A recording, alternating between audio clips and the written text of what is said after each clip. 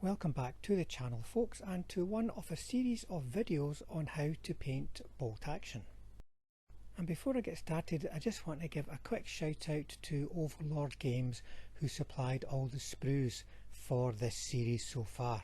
They're friends of the channel and they support the events that we help to run, and if you want to check them out yourself, you can find them in a link in the description below. In the tutorials, I'm going to be following my usual layering approach, which is all about getting a high contrast bright finish for the figure so that it really stands out well on the tabletop. I hope you'll find this series interesting and useful and give you a few ideas for your own painting. Don't forget to check out the playlist on the channel for painting bolt action, where you'll find these tutorials and many others. For each guide, you will find a list of the paints that I used in the description, and if you've got any questions, just stick them down in the comments and I will get back to you. Now let's make a start and get painting. Looking for help in painting your wargame collection? Well, here at Panzerschüler we have 15 years experience in offering commission painting services. So if you have a project in mind and you'd like to discuss it with us, then get in touch at the email address you'll see on screen just now. Our schedule is always busy, but we're always looking for new customers. We paint full time, which means when we start your project, we're 100% committed to that project and won't start another one until it's done. Our clients can be found all over the world, so we're very experienced in making sure that your completed project is properly packed and safely sent on. If you would like to know more, get in touch by email, give us some details of the project that you're planning, and we'll get back to you with a quote and potential indication of timescales. Thank you for your time. Now let's get back to this painting tutorial. The subject of this guide is the Overlord Games Winter Falshirmjagers, and we're going to be painting them in white camo. White is quite a difficult colour to paint, and it's quite a difficult colour to look interesting in as much as giving it a degree of depth, shading and highlighting. I'm going to be following my normal layering approach, starting with the shade colours. Now you can see here that this figure is basically grey at the moment. It does have some areas of German camo black brown and some black for the shoes, German camo black brown for other areas such as the bread bag and the hands and the face. But the main shade colour is going to be the London grey. As I mentioned, painting white can be tricky, and I find that the best base for a white finish is deck tan. Certainly on larger figures you maybe want to stay away from deck tan because it can start to get a bit of a greenish tint, but at this scale it is the perfect starting layer. And what I'm doing with the deck tan just now, this is my first pass, is I am mapping out the shape of the uniform.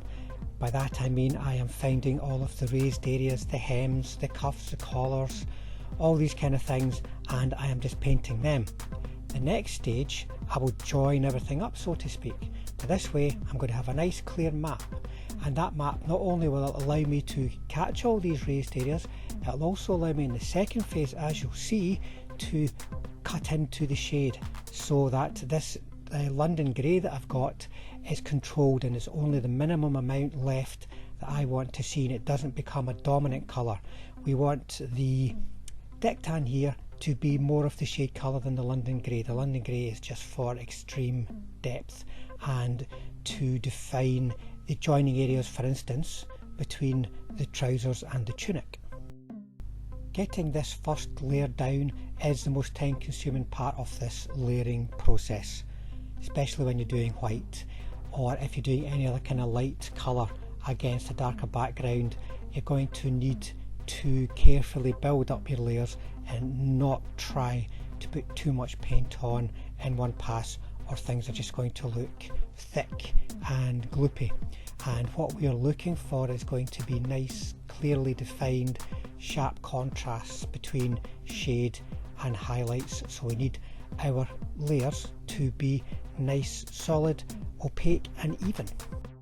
And here I am now going in with my second pass of the deck tan, and I'm going to start first of all following the map that's already there, because I need to get a second layer on to get that nice opaque finish. But whilst I'm doing that, I'm also cutting into the shade colour, the London Grey, removing it completely in some cases so the deck tan will be the shade colour in its complete form, but in other areas where I want to leave a bit of London Grey for a bit of depth, for a bit of shape, I'm going to start cutting in so that I've only got a very small amount, the minimum required to create the depth that I am after. This is a critical stage because if we overdo the shade, the deep shade of the London Grey, it's going to become a dominant colour, and we really just want it to be an accent. Now there's a further stage that I usually do when I'm painting with light colours. You know me, with my layering I like to have deep shade, bright highlights, but with the really bright colours sometimes you just got to soften things down a bit. So to achieve that I use a glaze. I'm going in with the deck tan and doing a glaze all over the white areas. What that'll do is just help soften down the London Grey, but it'll still keep it there. It'll still be a deep shade but a little bit of a softer shade, so I'm not going to lose any of the depth that I'm after. Now remember folks, a glaze is not a wash. A glaze is an even, very thin coat over the surface. If it's pooling into the recessed areas, then you've got yourself a wash, you've not got yourself a glaze. If you're not familiar with glazes and how to apply them, work on a small area of the figure at a time. The paint will be wet enough to allow you to work it before it dries. So just work on a small area, make sure the effect is right, move on to the next area, and so on, and you'll soon build up confidence, and this stage of the process will be very quick for you. But once that's done and on, the shade layers have been done. Now this is a lot more time consuming than painting standard uniform colours, but it's because it's white, and white's very tricky. Now we're ready to start layering up and start to get things looking whiter and brighter, and I'm going to start with off-white. It's going to be the main colour of the finished look. I'm going to use white but only as a highlight, because we still need a highlight in all this whiteness. We've already mapped out the shape of the figure with our shade layers, so now we just need to go in on top of that and add the layer of off-white, being careful to leave the deck tan visible just little bits once again, so there's a transition between off-white through deck tan down to the London Grey. Now because we are painting in white, we are going to have to apply 2 coats to the off-white. It's really tricky and awkward and annoying, but that's painting white folks. So be patient, keep that paint going on smooth, and you'll really see the benefits in the final look where things will be nice and solid and even. And then to finish off, the final layer, the highlight layer in this case, is just pure white. It's not going to stand out particularly strongly against the off-white background, but it just raises things up just a little bit more, and it will definitely show up strongly when you take the London Grey into consideration. So we get the high contrast look that we're after. Even if it's a little bit subdued, we're still heading in that direction with this white. Now because it's a highlight, just in the same way as the deepest shade is small and controlled in volumes, so does this have to be as well. Don't overdo it, otherwise you're going to ruin the layered look and just end up with something which is white. Instead, we have achieved something that looks white by using very little white paint, and we've created depth, highlight, volumes. Now the helmet's also going to have a white camouflage, but it's going to be a very different approach compared to the uniform. I'm just going to add a couple of layers of pure white to it. Now build it up over a couple of passes so that you've got a nice solid opaque layer, but it's just going to be at this moment set aside, and we'll come back to that to get a nice weathered and beat up looking effect. So with the white camouflage uniform, that is our main task done for the figure, but it's worthwhile going over the colours I've used for the other important elements. Starting with the webbing. Now webbing typically would be black, sort of black finished leather on your Germans, but I think that would just be a little bit too strong against a white background, so what I've decided to do here is use brown, and I use that quite often when I'm painting the webbing anyway. I've used leather brown and I've given it a very fine, careful highlight with new wood. The holder for the entrenching tool and the bread bag, I have used old wood as my main coat. I've left a little bit of shade where appropriate on the internal shape of the bread bag. It depends how it's sculpted. If it's simple and flat, don't worry about it. If it's got some folds in there, you can leave a tiny bit of the German Camo black brown. And then as a highlight, I'm using Iraqi sand. For the body of the water bottle, I'm using US Field Drab. For wooden handles and for the rifle straps, I'm using German Camo beige, and you can give it a little fine highlight of deck tan just to catch the edges. The boots and areas that are going to be grey or metallic have an undercoat of black. I'm now going to go and give them a coat of German grey. On the boots it's going to be a highlight only. That's as far as we'll go because I want them to be black with a little bit of depth to them. But the German grey is going to become the shade colour on the metallic areas such as the cap on the water bottle, the food tin, and on the metallic elements of the weaponry. And for a non-metallic metal finish, we're going to be using Luftwaffe uniform on the mess tin, on the cup, for the water bottle, the elements of the rifle, and so on. And as a highlight for that, I'm going to be using a small amount of London grey. You can use a lighter grey for this highlight, but I find London grey works really well. It's not too bright, but it lightens the edge sufficiently to help give it the shape we require. Like many figures of this type, there's lots of buckles and clips all over the uniform and the equipment, and I use London grey with a little highlight of deck tan just to pick them out. Let's go back to the helmet now. So I'm taking an old beat up brush with paint which is a little bit dry. I don't want to have soft edges to what I'm doing here, and I am going to start just knocking the helmet about basically. I'm using any kind of green here, any kind of medium kind of camouflage type green will do the trick, and I'm going to be hitting the bottom of the helmet, around the edge, and also around the sort of midpoint of the helmet, a little bit on top too. So basically showing where the whitewash paint has been removed as a result of wear and tear. And I'll refine and define things a little bit with some white. And then, though I don't seem to have caught it on camera, I give the whole helmet a wash of brown. This is a particular wash from MIG Ammo, dark brown wash. It's a very good wash to work with. I use it all the time on my vehicle painting, and it's just very fine. Put it on here, folks, just to unify the surface and get it looking a little bit dirty, and more importantly, getting it looking different from the finish to the uniform. Uniform's fabric, the helmet's metal. Setting that difference helps bring things into focus.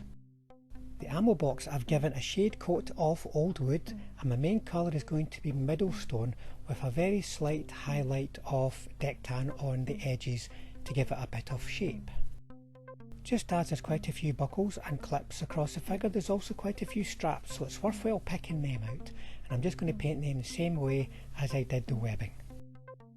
Now we're on to the skin, and the shade colour I'm going to apply is Saddle Brown. It's a nice warm deep shade colour that's going to contrast nicely with the main skin colours that we're going to use. Once that shade colour is on, and before we start painting the face, we're going to paint the eyes. We do it now because if there's any mistakes, and there quite often is, it's a very easy fix, a very easy tidy up with some of the shade colour. And I'm going to be using deck tan, not white. White's a little bit too stark perhaps, so I use deck tan, and as you can see I'm just kind of painting a little line where the eyes are. The eyes won't be very big, remember folks. The eyes are not staring out of the head, so a little line is all that you need.